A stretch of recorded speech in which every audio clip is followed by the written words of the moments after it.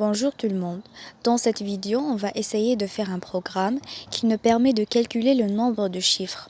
Cela veut dire que l'utilisateur va saisir un nombre quelconque et le programme va lui donner combien il y a de chiffres dans ce nombre. Alors, regardons les exemples suivants. On prend par exemple ce nombre. Donc, le programme doit nous afficher 5 parce qu'on a 5 chiffres. Un autre exemple, 6.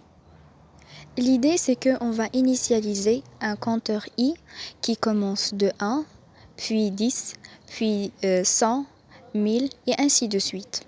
Et on va à chaque fois diviser le nombre saisi par l'utilisateur par i jusqu'à ce que la division de ce nombre sur i sera nulle.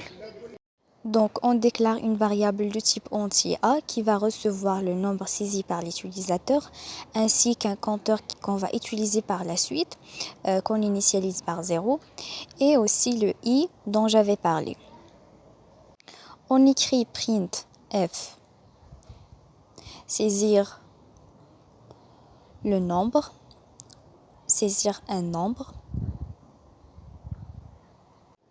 Ce message alors s'affiche pour dire à l'utilisateur qu'il peut saisir un nombre.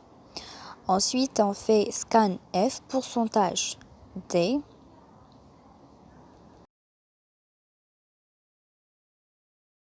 i commercial a.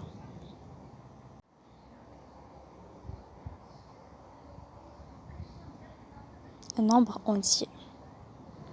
Donc si on prend par exemple le nombre 200 dans 110, dans un premier temps, on va le diviser par 1.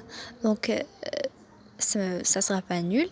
Après, on va diviser par 10, ça va donner 21. Et puis par 100, donc c'est 2,1. Et lorsqu'on va diviser par 1000, ça sera 0,2, donc c'est nul. Alors on compte pour 1, pour 10 et pour 100, donc ça donne 3. On utilise donc une boucle while, ça veut dire que les instructions suivantes seront répétées jusqu'à ce que la division de a par i sera nulle. C'est-à-dire tant que la division de a par i est différente de 0, on va faire ce qui suit.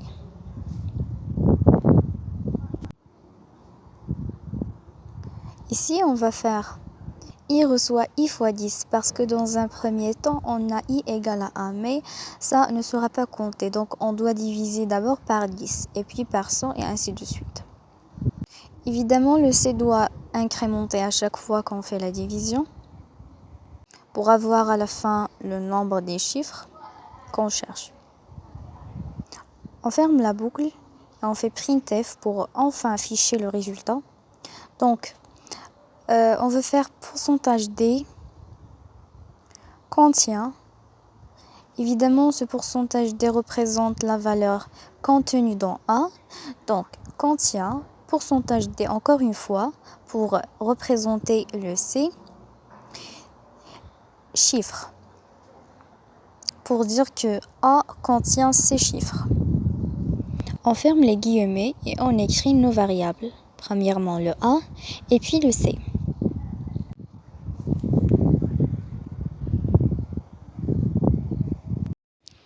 Peut-être on va poser la question pourquoi on n'a pas changé à chaque itération la valeur de a en affectant à cette dernière le résultat de a divisé par i. Donc on peut dire que grâce à l'instruction i reçoit i fois 10, on n'a pas eu ce besoin de changer à chaque fois la valeur de a. Parce que dans un premier temps, on va diviser le a par 10, puis par 100, puis par 1000 et ainsi de suite. Et le résultat, on va le tester s'il est nul ou non.